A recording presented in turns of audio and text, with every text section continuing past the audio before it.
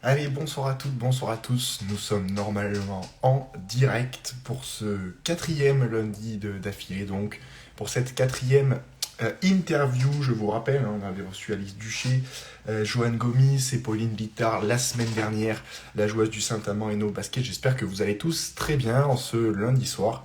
On se retrouve donc pour cette quatrième interview avec une joueuse de ligue féminine de basket. Et en l'occurrence, aujourd'hui, eh bien, on est parti du côté du club de Charnay pour, eh bien, on va accueillir dans quelques instants Johanna Musée, les lières de cette équipe de Charnay qui a disputé une bonne partie de la saison avec cette équipe qui a été, vous le savez, reléguée en seconde division, en deuxième division, donc au bout de cette phase de play-down. C'est vrai que c'est en ce moment on est en plein dans les phases finales, hein, que ce soit du côté de la Betclic Elite chez les garçons avec des matchs très accrochés. On a vu Cholet qui a failli s'offrir l'Asvel, le champion de France en titre, il y a quelques heures, quelques jours de cela, du côté de l'Astrobal, et notamment donc avec une belle demi-finale entre l'Asvel et Dijon qui se profile. Et puis du côté évidemment de cette compétition chez les femmes avec la Ligue féminine de basket et cette équipe de Bourges qui mène cette série de finale face à l'Asvel 1-0 après sa victoire face donc aux Lyonnaises. On va accueillir Johanna dans quelques instants, que je vais évidemment inviter à rejoindre sur ce live. Hop là. Vos questions. Et, évidemment, on est parti pour, comme d'habitude, un petit peu moins d'une demi-heure. Et on va échanger avec Johanna qui est là, qui nous fait le plaisir d'être avec nous. Salut, Salut, salut. comment ça va? Bah écoute, ça va bien, et toi? Ouais, ça va, merci, très bien. En ce lundi soir, oui, c'est vrai que Johanna, on en discutait tout à l'heure. Tu es en pleine phase de rééducation, toi, à titre personnel. Déjà, comment ça va au niveau du moral? On sait que c'est souvent assez long, ces périodes-là. Comment est-ce que tu es plutôt sur la fin, mais comment est-ce que tu vis en ce moment cette période? J'avoue que ça n'a pas été toujours facile, surtout au début. Là, on dirait à 3 mois post-opération, donc je suis au milieu. Donc là, c'est plutôt dans. Je vois les progrès par rapport au début, et puis ben, j'attends les 3 prochains mois avec impatience.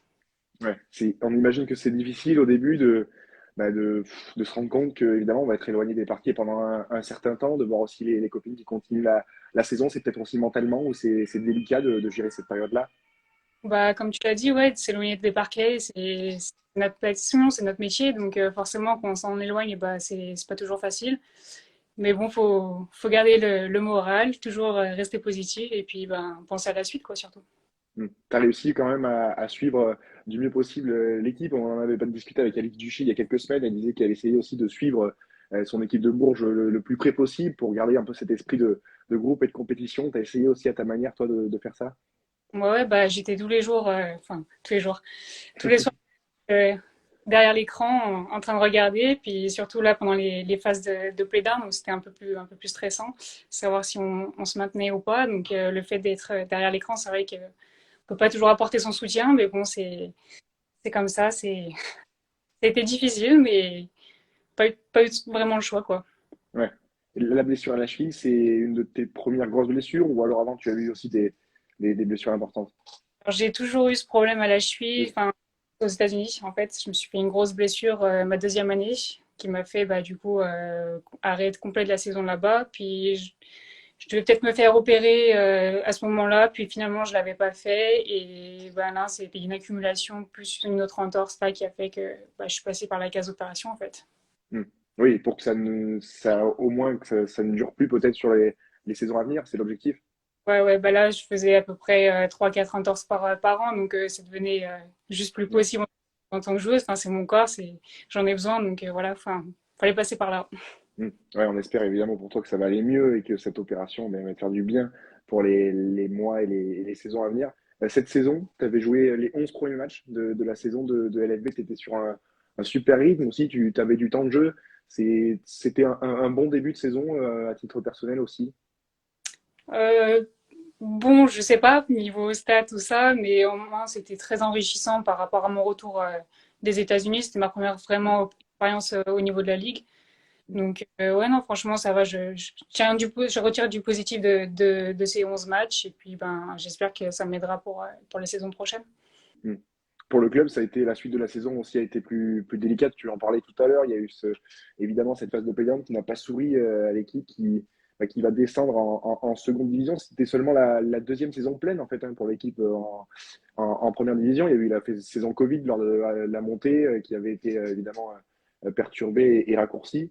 C'est une grande déception, j'imagine, au club. Ça a été difficile à digérer cette nouvelle et cette descente. Ouais, je pense parce que c'est un club assez familial quand même et enfin on l'a vu sur les vidéos pendant les playdowns. Enfin le public il est là, encourage, donc je pense que c'était une déception pour tout le monde. Mais bon après je sais que pour le championnat de la Ligue 2 le club va suivre et que tout le monde ouais que tout le monde va revenir pour la Ligue 2 et pourquoi pas bah, envisager la montée l'année prochaine encore, hein. Oui, bien sûr. Oui, pourquoi pas, ça serait vraiment un bon scénario. Tu penses qu'il a manqué quoi pour se maintenir cette saison? Ah, c'est difficile à ce niveau-là, c'est sur enfin, des matchs comme ça, c'est que des petits détails. Il y a pas, ça va être au détail, il n'y a pas un mot clé pour dire il manquait ça ou. Ouais, ouais, c'est difficile, évidemment. La somme peut-être de petits détails qui font que les matchs sont perdus dans les moments clés.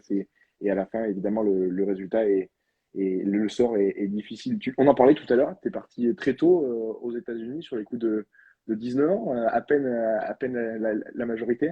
Ouais. C'est ça. Pourquoi ce choix? Pourquoi cette décision? Il y a plusieurs raisons. Bah, j'arrivais à un moment dans ma carrière où enfin, je devais passer, enfin, j'avais fini le centre de formation et que je devais passer pro. Et du coup, moi, je me sentais pas encore prête. Au niveau mental, physique, enfin, c'était global. Et justement, bah, les US me permettaient de me développer encore en tant que jeune joueuse, d'apprendre et de me développer tout ce qui est enfin, physique, enfin un peu de tout en fait. Et puis après, bah, côté études, forcément, j'ai été refusée en management du sport en France et j'ai sauté sur l'occasion pour continuer mes études aux États-Unis. Donc en fait, c'est deux, trois éléments qui, en fait, combinés, t'ont dit, bah, finalement, les États-Unis, ça peut être une bonne alternative pour la poursuite, en fait. Ouais, ouais. Puis Ouais. ça a été même plus que ce que j'imaginais parce qu'au final, bah, avec ma blessure, je suis restée un an de plus et j'ai eu mon master qui n'était pas du tout prévu. Je devais m'arrêter avec mon bachelor et du coup, j'ai eu mon master en même temps.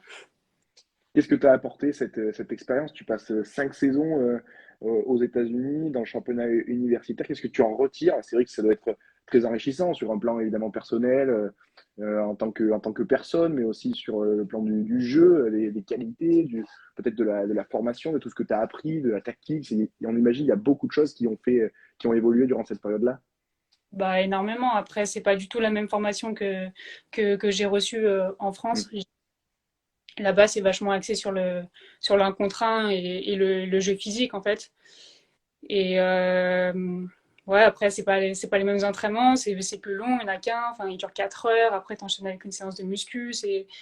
Toute la formation est complètement différente de celle que j'ai reçue en France. Et justement, ça permet de s'ouvrir à d'autres choses et notamment d'autres cultures parce que j'ai eu la chance de jouer avec des joueuses internationales, notamment dans ma première université où on était, je crois, 7 sur 12 à être d'Europe en fait, ce qui est énorme.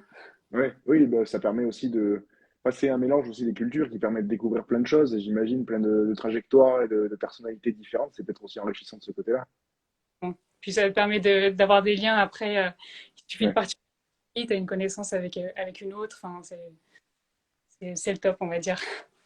Est-ce que tu conseillerais à des jeunes, que ce soit jeunes femmes ou jeunes hommes aussi, de tenter l'expérience à l'étranger? Toi, est-ce que tu conseilles quand on te pose la question des fois, ou est-ce que tu dis, moi, c'est mon expérience, après chacun le voit comme il en a envie en fonction des facteurs évidemment qui font qu'on bouge ou pas?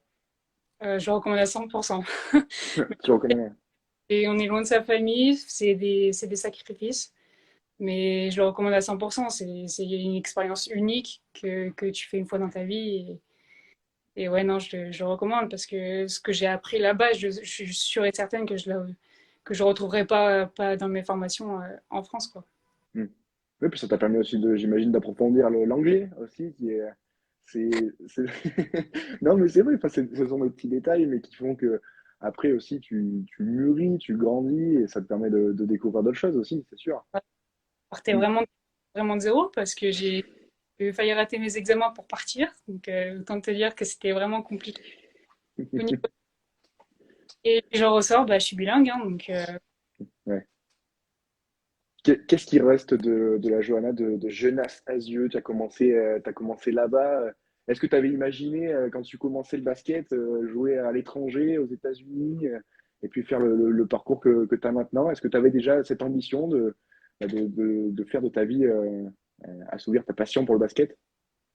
bah, j'en ai rêvé quand j'étais petite, ouais. C'était dans ma tête déjà de partir à l'étranger. Après, depuis toute petite, ben, je suis dans ma famille, on est très voyageurs, très découvrir des nouvelles cultures, tout ça. Donc, c'est vrai que ça m'a toujours été un peu dans mon environnement. Ouais, je sais pas, les États-Unis, ça m'a toujours fait rêver. Et je savais que un jour ou l'autre, je partirais. Donc, Et tu penses que le faire j'allais dire oui, en début de carrière, c'est plutôt c'est enfin, c'est mieux de le faire en début de carrière que peut-être plus tard. Ça te permet aussi derrière de poursuivre le cours de ta carrière, mais aussi de ta vie en France, mais peut-être ailleurs aussi que en Europe ou ailleurs qu'aux États-Unis. bah après, enfin, aux États-Unis, c'est très limité. C'est de 18 à 22 ans, c'est Ouais, 4 ans. Pas vraiment, enfin, après, on peut faire la high school. Mais c'est plus difficile et je trouve qu'avec avec la bourse et tout ça, ça rend plus accessible pour tous les Français qui veulent partir, tous les joueurs qui veulent partir. Je pense que non, je pense que c'est l'âge parfait parce que c'est là où on devient un peu plus mature, qu'on prend plus conscience des choses et qu'on acquérit plus de connaissances. Et quand tu reviens, bah, tu peux les appliquer ou au contraire, bah, partir encore, enfin découvrir encore et apprendre à apprendre. Et après, ben, je pense que c'est pendant ta jeunesse que tu peux te permettre de partir. hmm. Qu'est-ce que enfin, tu en parlais tout à l'heure un petit peu, qu'est-ce qui est vraiment différent, radicalement différent du modèle français, que ce soit sportivement, vraiment sportivement pur dans l'aspect tactique, technique, mais aussi dans l'encadrement, tout ce qu'il y a autour par rapport à ce que tu as vécu. Tu as les deux comparaisons en fait avec les deux modèles. Qu'est-ce que tu fais comme, ouais, comme élément de comparaison qui t'ont vraiment marqué au moment où tu étais là-bas? Je dirais le plus gros, c'est les infrastructures. Enfin, les gymnases sont ouverts 24 heures sur 24, 7 jours sur 7. Tu peux y aller la veille d'un match quand tu veux. Enfin, vraiment tout, accès libre à tout. Les études sont aménagées. Ouais, je tournais pendant mon bachelor, je tournais à 4 heures max de cours par jour. Et pendant mon bachelor, bah, pendant mon master, j'avais que 3 heures par semaine. Ouais. Ce qui est rien, quoi. Enfin, Hmm. c'est l'aménagement pur. Et puis, bah, ouais, non, les infrastructures, j'avais logement, j'avais nourriture, accès gratuit, quoi. Enfin, tout à volonté, l'équipement, enfin, Ouais, c'est- c'était enfin, en fait, tu étais prise en charge totalement à 100%, quoi. ouais, Ouais, charge. Et c'est, au ouais. basket, après, plus, bah, comme je disais, les entraînements le matin. Par contre, là, pour les leftos, on va dire que c'est un peu moins positif parce que les entraînements à 6 heures enfin, du matin, ça pique un peu, mais bon, après, on s'y fait vite. C'est compliqué au début, j'imagine. La première année est très difficile. Ils sont à fond dans les stades de football américain où tu dois monter tous les escaliers un par un. Là, Ouais. les jambes, elles piquent. Est-ce que tu penses qu'il y a des choses qu'on pourrait, enfin, qui seraient importables en France, j'allais dire adaptables au modèle français, peut-être au niveau infrastructure, on voit que ça se développe quand même de plus en plus. J'imagine que le modèle américain, c'est quelque chose qui mérite, enfin, d'être copié ou transformé, mais à l'échelle française, il y a des éléments qui peuvent être repris ici en France. Ouais, bien sûr. Bah, après, il y a Tipeee qui essaye de le faire un peu. Ouais. Et je trouve ça bah, vraiment top enfin, après, pour la région lyonnaise. J'espère. Enfin, là, je sais qu'il a un projet à faire à Paris. Mm. Mais ouais, non, franchement, si les moyens sont là, ben, autant le faire et autant développer pour que ça marche. Parce qu'on voit les résultats des Américains, de toutes les médailles qu'ils ont, c'est bien qu'il y ait une raison derrière et enfin, qu'ils mettent les moyens pour. Donc, ce serait bien qu'aussi en France, on fasse et qu'on suive la même chose. Mm. Après, c'est vrai que les résultats hein, avec les équipes de France, on a peut-être l'impression que ça arrive là vraiment. On voit sur les dernières compétitions, ça se met vraiment en place. Il y a une ossature, on sent vraiment même des projets de jeu dans les équipes de France, que ce soit masculines ou féminines. On le voit dans le 3-3, on va en parler tout à l'heure aussi. C'est quelque chose qui se développe. Et aussi avec les chances de Paris en 2024, c'est peut-être quelque chose qui booste aussi les investissements et l'envie d'investir dans le basket, hein. Carrément. Bah, je pense que enfin, les JO en sont la grande partie, la grande raison de ce développement et je trouve que c'est super. Enfin, on va pas mentir, hein, c'est le rêve de tout athlète de participer aux JO et le fait que la France bah, reçoive et ouais, et qu'on mette les moyens, tout ça pour développer, enfin, c'est super quoi. Mm. Faut qu'on continue dans cet élan. Ouais, Parce on serait sur la bonne voie. Mm. qu'on continue dans cette lancée en fait. Ouais. Pour refermer la page des États-Unis, tu gardes des contacts là-bas de ton expérience, tu gardes des amis, que ce soit des joueuses, peut-être aussi je sais pas, des dirigeants, des personnes que tu as rencontrées, avec qui tu échanges encore. Ouais, bah d'ailleurs là il y a toujours un petit commentaire, c'est une tennisman de Washington State, une Serbe qui vient d'écrire. Ouais, non, Ok. je suis toujours en contact avec. J'ai une de mes meilleures amies qui est serbe aussi, une basketteuse. Et ouais, non, je suis vraiment en contact H24 avec. Et c'est super. Enfin, en plus, ça me permet de continuer de parler anglais. Donc, Ouais, c'est sûr. Oui, on le voit même sur tes réseaux sociaux, tu essayes de passer aussi quelques temps, peut-être pour les vacances, des choses comme ça. Ça permet aussi de complètement changer de l'atmosphère et du paysage en France, c'est sûr. Ça permet de couper. bien sûr. Ouais. J'adore, euh, j'adore tout ce qui est nouvelle culture. Et puis, ouais, bon, on en apprend sur les autres. Hein. Mm. Ouais, c'est sûr. On en parlait tout à l'heure. En novembre dernier, tu as eu ta première expérience avec l'équipe de France de 3-3. On imagine que c'était quelque chose encore de nouveau. Tu le disais à l'instant, tu adores les nouvelles expériences. Là, ça en était une aussi, véritablement. C'est quelque chose qui change dans l'approche. Et j'imagine que c'était un honneur aussi pour toi de faire partie du groupe France. Bah, j'avais la sélection avec le 3-3 pour les World Beach Games. Et ça a été vraiment ma plus belle expérience au niveau 3-3. Et j'en suis très, très reconnaissante. Et on avait un bon petit groupe aussi, donc c'était vraiment sympa. Puis c'est vrai que l'ambiance, ça n'a rien à voir avec du 5-5, quoi. C'est, on va dire, plus de la rigolade, mais pris au sérieux, que ouais, du pur 5-5. Ouais. Il y a peut-être plus de plaisir, plus un peu de trash talk, voilà, de chambrage, mais j'allais dire dans le bon Et le, côté. Ouais, c'est ça. les contacts aussi, c'est moins sifflé, c'est plus libre, on va dire. Puis C'est ça. mon style de jeu aussi, enfin, fait que ça colle plus avec mon style que pour le moment, que pour le 5-5, quoi. Mm. C'est vraiment ce que tu en retiens, le fait que ça soit comme différence pour l'instant, que ça soit plus libre, plus, j'allais dire décousu, pas forcément, mais plus, ouais, que ça soit, en fait, il y a plus de liberté d'entreprendre dans le jeu. C'est vraiment quelque chose qui change et qui tranche par rapport au 5-5. Ouais, je trouve. Bah, je sais pas si, enfin, moi c'est mon ressenti, mais ça me fait vachement gagner confiance en moi parce que bah, je suis libre dans mon jeu et s'il y a une faute, je le ressens direct et je sais que enfin, je le prends pour moi et que ça me va me faire évoluer.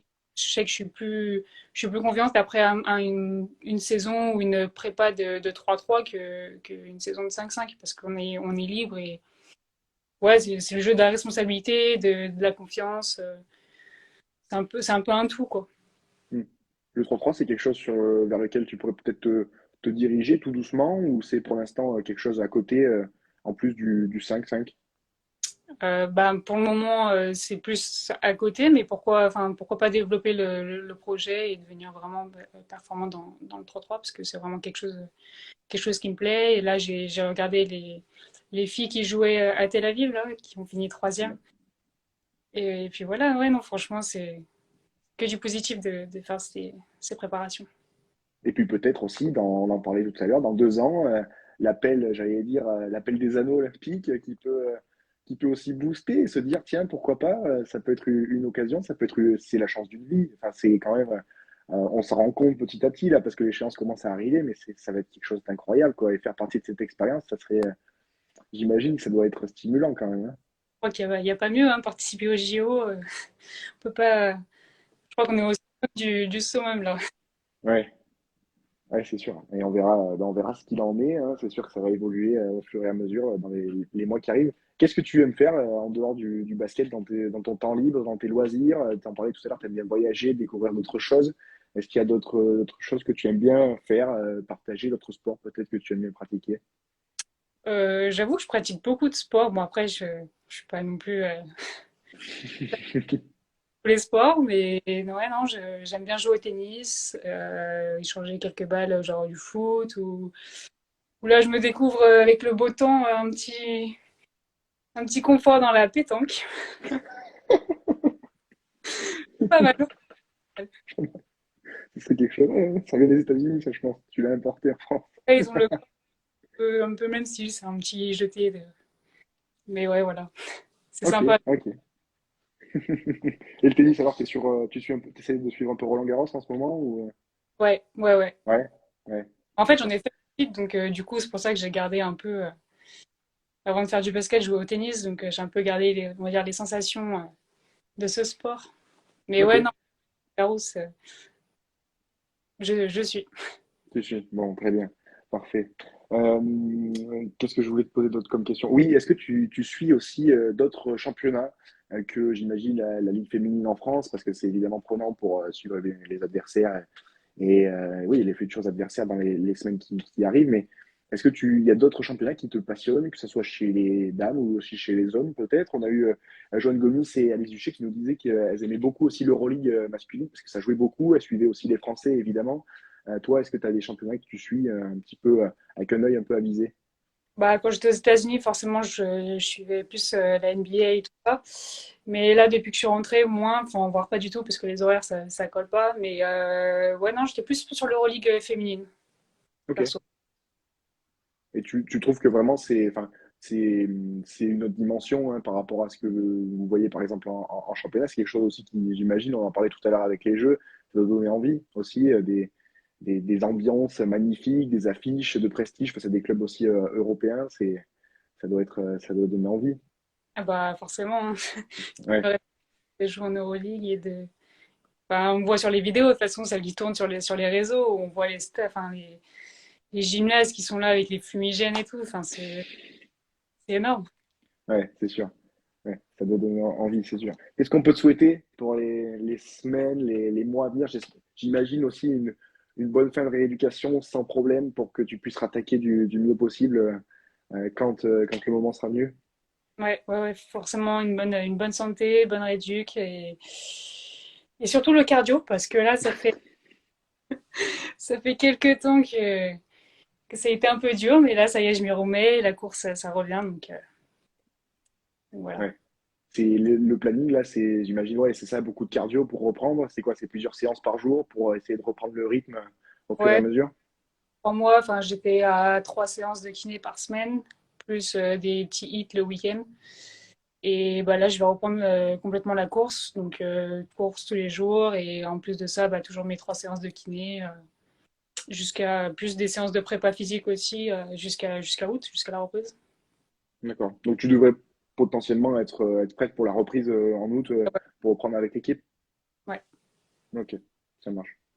Super. Bah écoute, on suivra ça évidemment attentivement à la reprise de la saison. On espère pour toi que ça va aller, que tu vas pouvoir reprendre tout doucement avec le groupe, avec l'effectif et entamer cette saison 2022-2023 comme il se doit. c'est gentil. Bon, merci beaucoup Johanna d'avoir passé cette petite demi-heure avec nous, tout pile avant 8 heures. Eh bien, on te souhaite que du bonheur pour la suite et une bonne reprise évidemment et une bonne fin de rééducation surtout. Merci beaucoup. Bonne soirée. Salut, bonne soirée. Bien, voilà.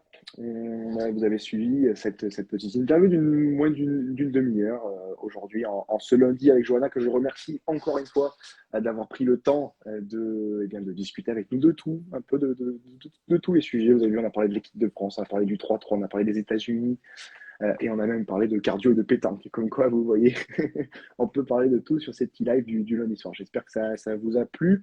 Je vous souhaite une bonne semaine de play-off, évidemment, pour la Ligue féminine, avec demain le match 2 à Bourges, entre Bourges et l'Asvel, Bourges qui mène 1-0 dans cette série après sa victoire au Prado il y a quelques heures de cela, maintenant avant le match 2, demain également dans sa salle du côté de Bourges. Voilà, une bonne semaine de playoff à tous. On se donne rendez-vous la semaine prochaine pour une nouvelle interview, un petit moment d'échange avec une joueuse de Ligue féminine, lundi prochain. Même endroit, même heure. J'espère que ça vous a plu. N'hésitez pas à partager cette petite vidéo, ce petit live, à laisser vos commentaires. Et puis, je vous souhaite une bonne fin de soirée et à la semaine prochaine. Salut!